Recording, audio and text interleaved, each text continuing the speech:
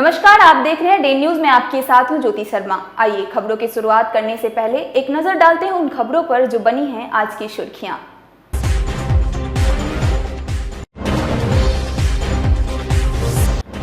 चोरों के आतंक से दहशत में है मुजफ्फरपुर वासी, हर दिन टूट रहे हैं मकान और दुकान के ताले। शुक्रवार की रात डॉक्टर के घर को निशाना बनाकर चोरों ने लाखों की संपत्ति पर किया हाथ साफ।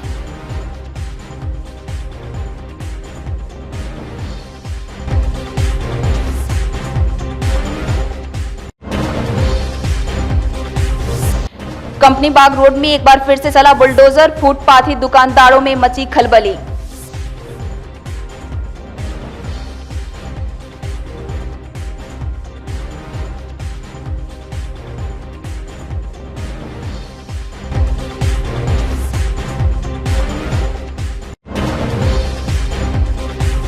और केस बंद होने के बाद नौरूना की मां एक रिटायर्ड अधिकारी का लेने लगी है नाम। नौरूना के अपहरण और हत्या में शामिल होने की लगाई आरोप।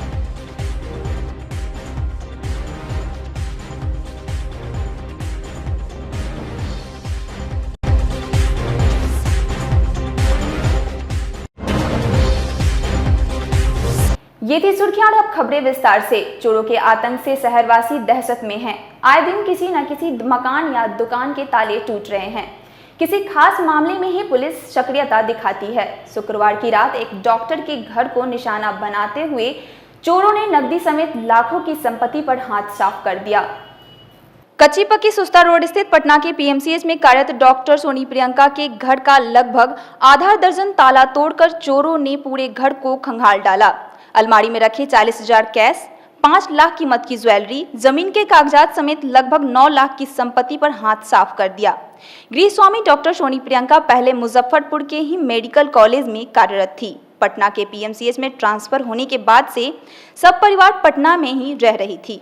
पड़ोसी से घटना की जानकारी मिली। मुजफ्फरपुर पहुंची सोनी प्रियंका घर देखकर दंग रह गई। फिलहाल डॉक्टर साहिबा ने मामले का रिपोर्ट थाने में दर्ज कराई है। मामला दर्ज होते ही सदर पुलिस तफ्तीश में जुट गई है।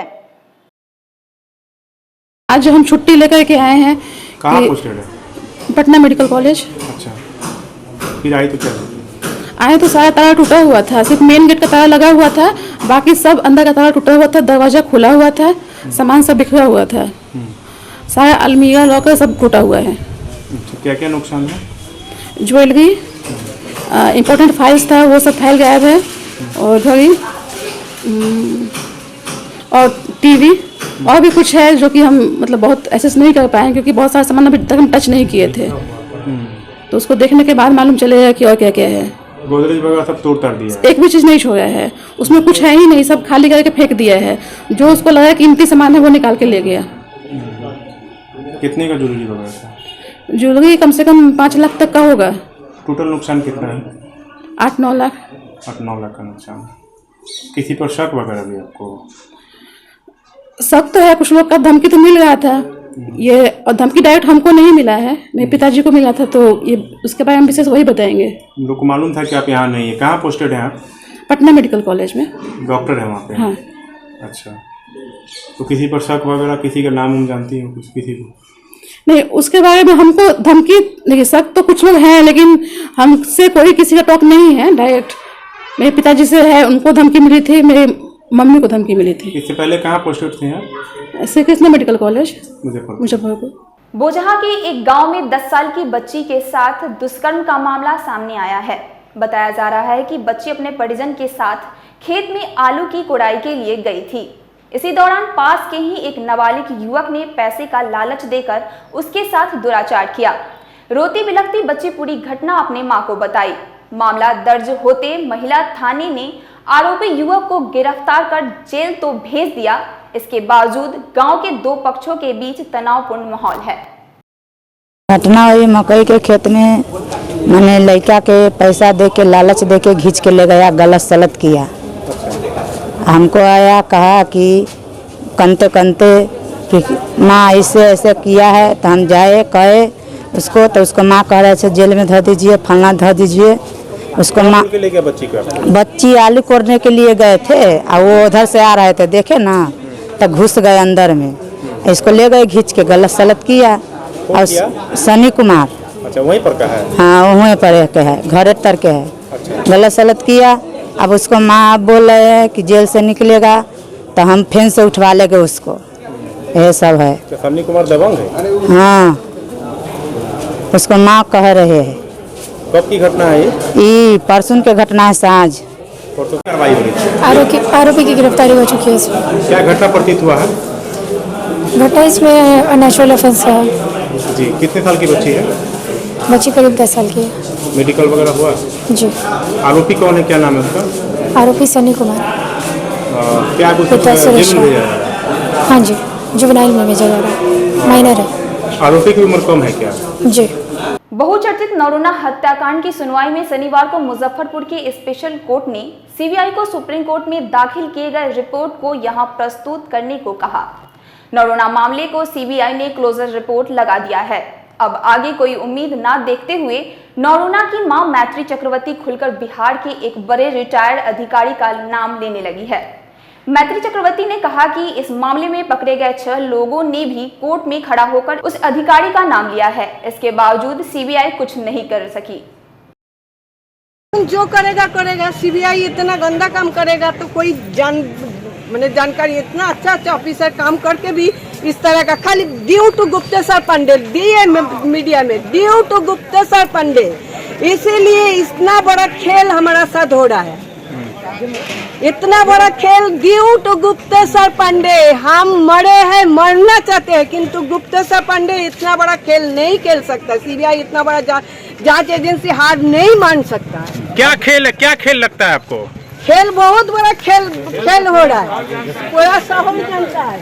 अब क्या लग रहा है आपको? अब तो जिनका नाम ले रही हैं आप वो पोस्ट पर नहीं है, गुप्तेश्वर पांडे पोस्ट पर है ही नहीं है, हम वो नहीं जानकारी है। अब पहले नाम नहीं ले रहे, नाम हवा के झोंका के तरह हमारा कान में आया है और उसी के काम ही से काम बिका रहे हैं। आप पहले नाम नहीं ले रही थी, अब खुल के नाम ले रही है, क्या लग रहा है इससे? पहले डरती थी? डरती थी नहीं, ताले सुप्रीम कोर्ट में उसका नाम नहीं देते थे।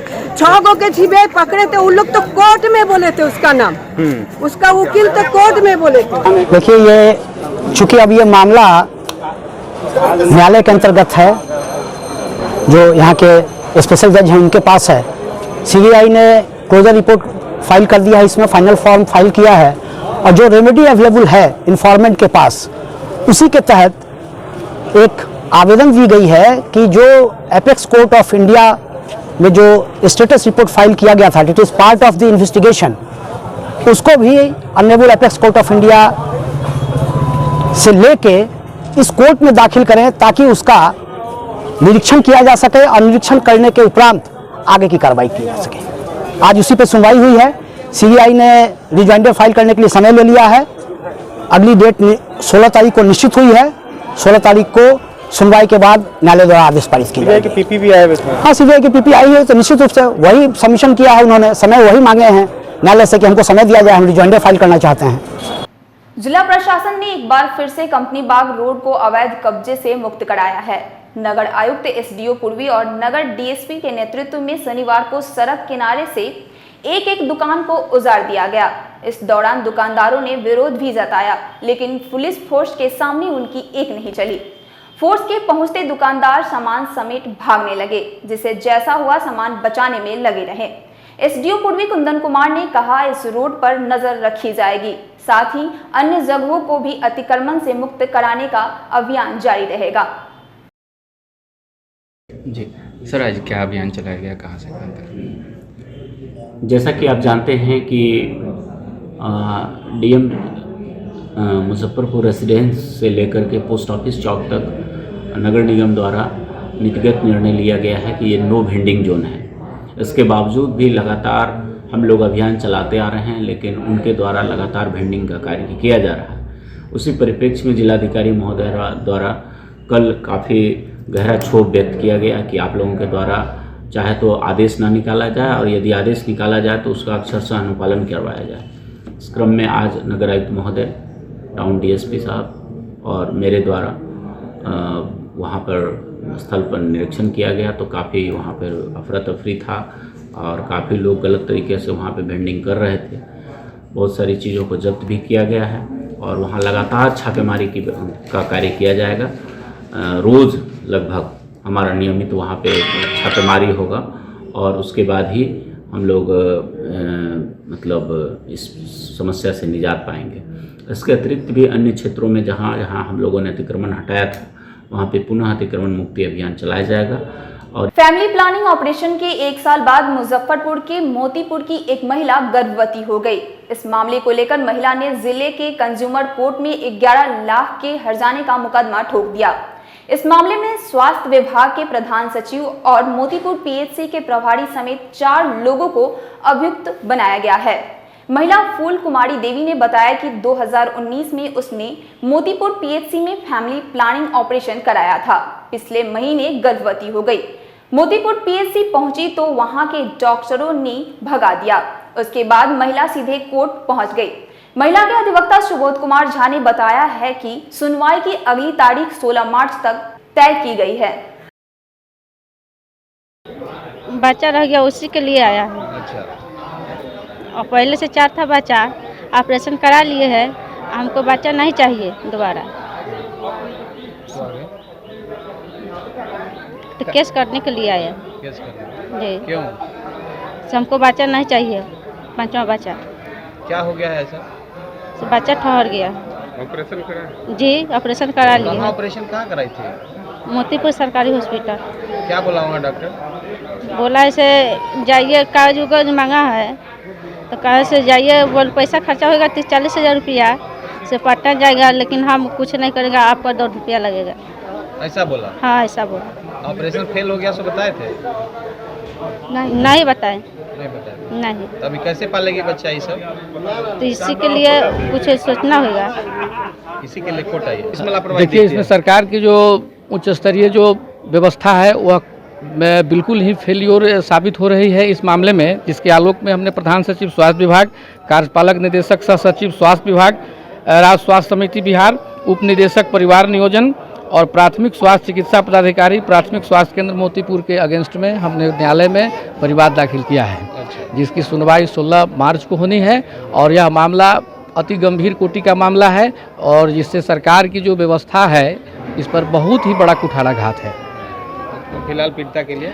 फिलहाल पीड़िता के लिए अब तो हम लोग अब जो लीगल चीज़ है इसमें तो अभी हम लोग लगे हुए हैं और हमने 11 लाख रुपया मुआवजा के लिए हमने जो है सो अपना दावा ठोका है और अब देखते हैं कि न्यायालय का निर्णय अब आगे क्या है। हाँ, बात तो मेरा स्वीकार हो गया है।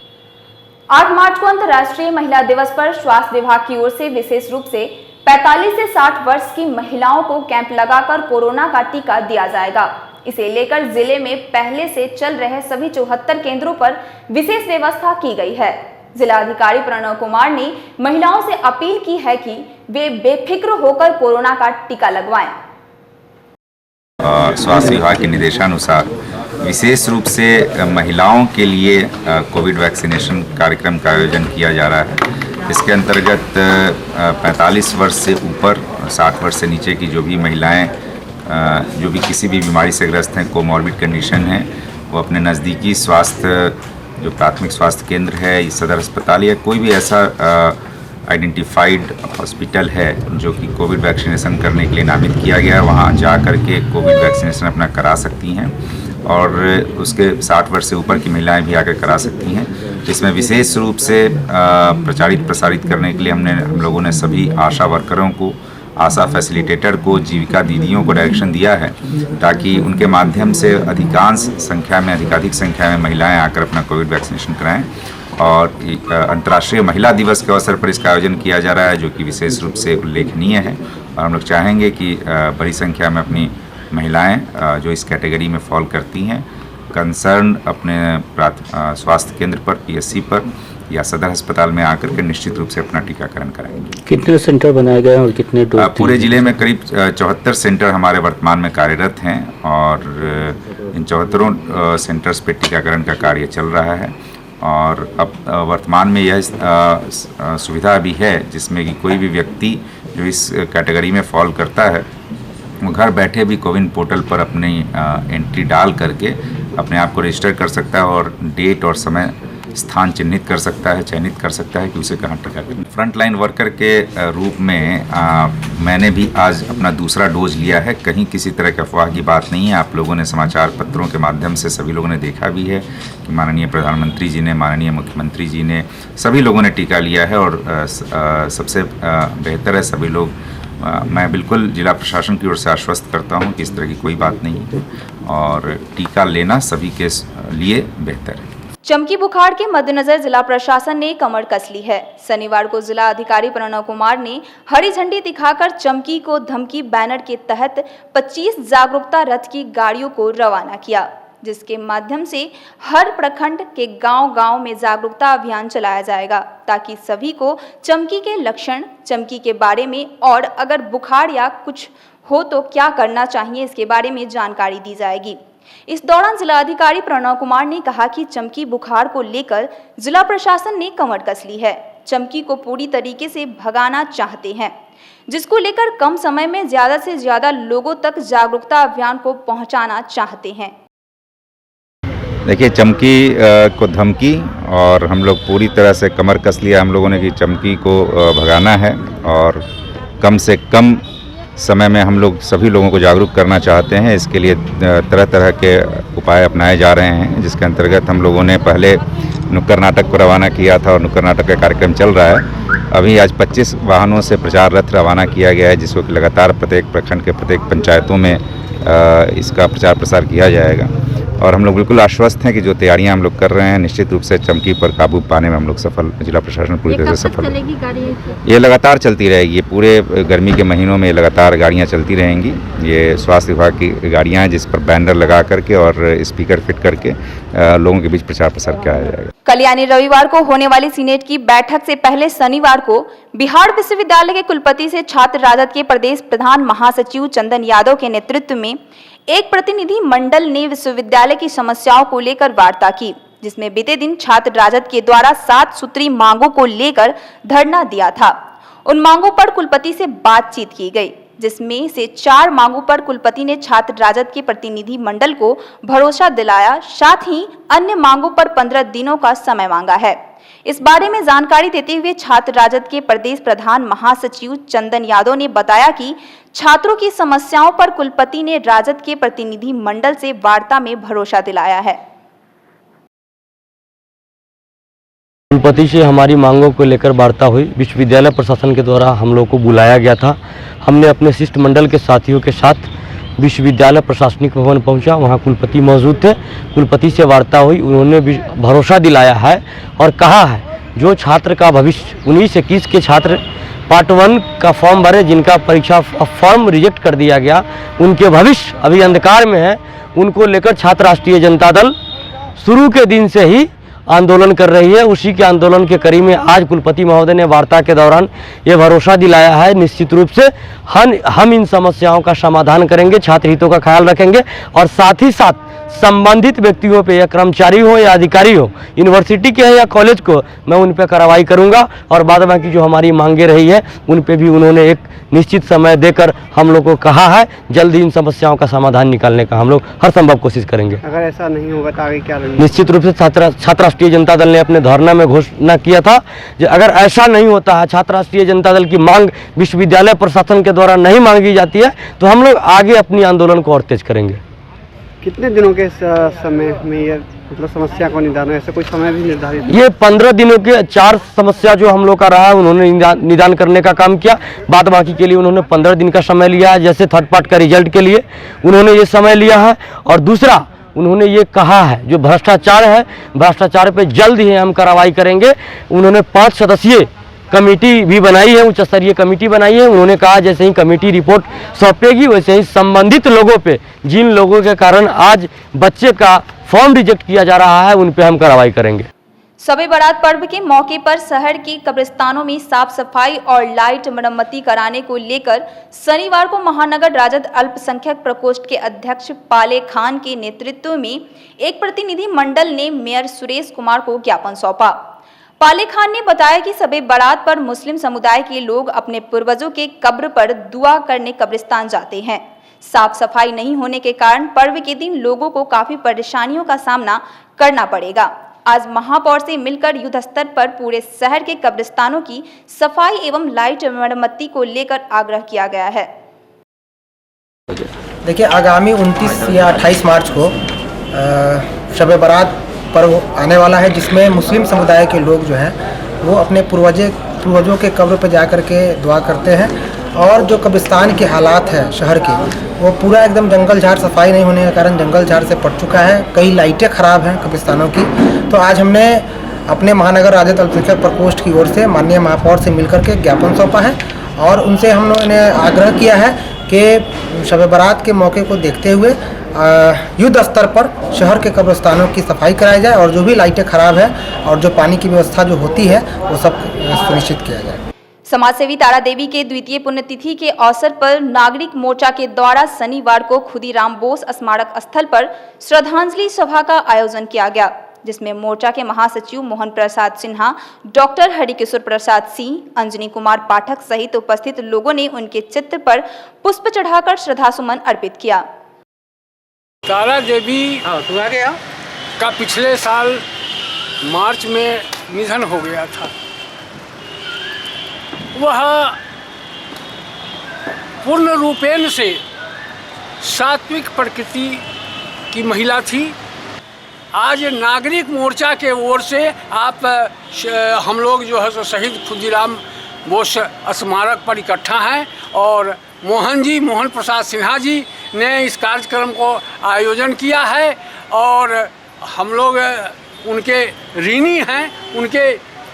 उन्होंने जो इस बात को ख्याल किया और तारा देवी हमारी पत्नी को उन्होंने श्रद्धांजलि सभा का आयोजन करके हमारे मित्रों को, नागरिक मोर्चा के तमाम, हरिकिशोर जी, झा जी और अंजनी बाबू और जयमंगल जी और तमाम लोग हमारे साथ हैं और उनके आत्मा को शांति के लिए यह कार्यक्रम किया है। बहुत इन लोगों को भी मेरे ओर से बहुत धन्यवाद है कि आपने हमको हमारा हौसला बढ़ाया।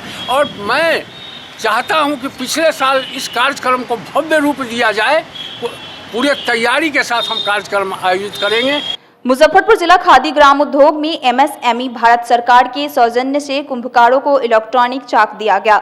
इलेक्ट्रॉनिक चाक के माध्यम से ज्यादा उत्पाद एवं उन्नत क्वालिटी का प्रोडक्शन होगा। बिहार खादी ग्राम उद्योग संघ के अध्यक्ष अभय चौधरी ने कहा कि हर हाथ को रोजगार एवं आत्मनिर्भर बनाने की खादी ग्राम उद्योग की पहल चल रही है। इसके अंतर्गत आज कुंभकारों को इलेक्ट्रॉनिक चाक वितरण किया गया है। वहीं इलेक्ट्रॉनिक चाक वितरण के दौरान बिहार सरकार के पूर्व मंत्री सुरेश कुमार शर्मा ने कहा कि प्रधानमंत्री का लोकल फॉर वोकल कार्यक्रम का यह परिणाम दिख रहा है कि कुंभकारों को आत्मनिर्भर बनाने के लिए इलेक्ट्रॉनिक चाक उपलब्ध कराया गया है। यह सराहनीय पहल है।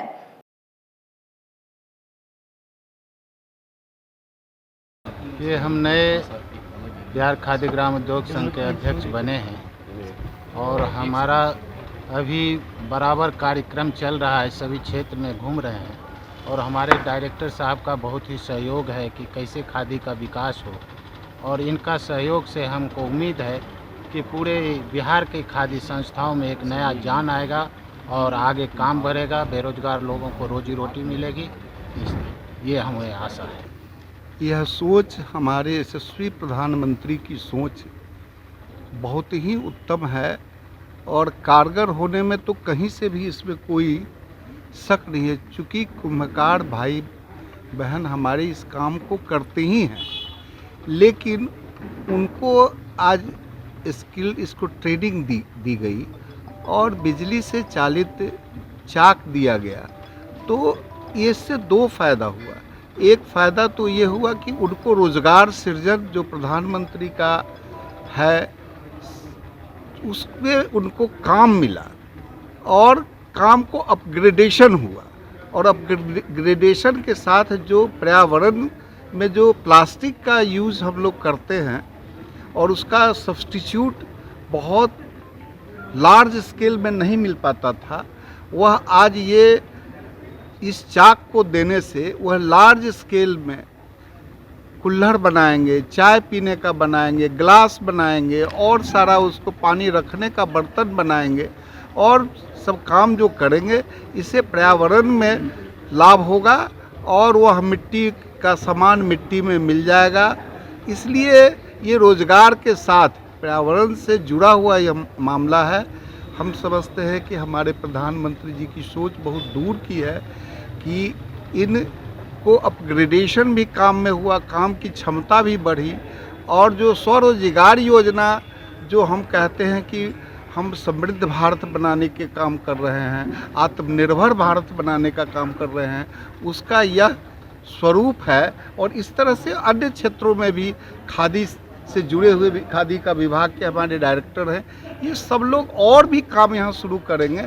आगा खान ग्राम समर्थन कार्यक्रम के तहत शनिवार को रामदयालु स्थित एक निजी होटल सभागार में हैंडओवर समारोह आयोजन किया गया। इस दौरान जिलाधिकारी प्रणव कुमार और आगा खान संस्था के RM सुनील कुमार पांडे ने दीप प्रज्वलित कर कार्यक्रम का विधिवत उद्घाटन किया। वहीं कार्यक्रम के दौरान जिलाधिकारी ने मुसहरी और बोचहा प्रखंड के 10 गांवों में विगत 5 वर्षों से चलाए जा रहे कार्यक्रमों में लाभुकों को प्रस्तुत किया।